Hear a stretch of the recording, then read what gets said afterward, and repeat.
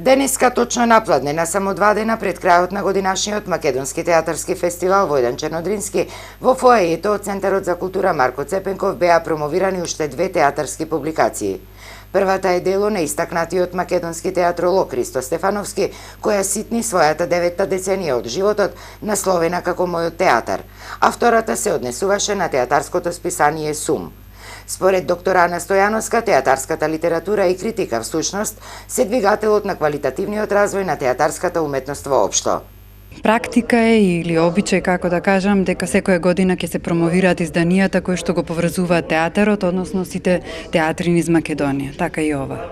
Мислам дека треба повеќе да се ангажираме ние што се занимаваме со следењето на театарот од другата страна и да бидеме поактивни, а од друга страна и театарските уметници да бидат поангажирани, да ни го слушаат зборот, за да можеме заеднички да работиме, да имаме подобар театар.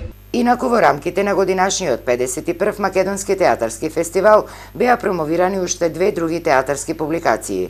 Македонскиот театарски фестивал Војдан Чернодрински завршува в петок со доделувањето на наградите за најдобрите и со музичкиот спектакл, односно концертната изведба на македонскиот опера и балет Кармина Бурана.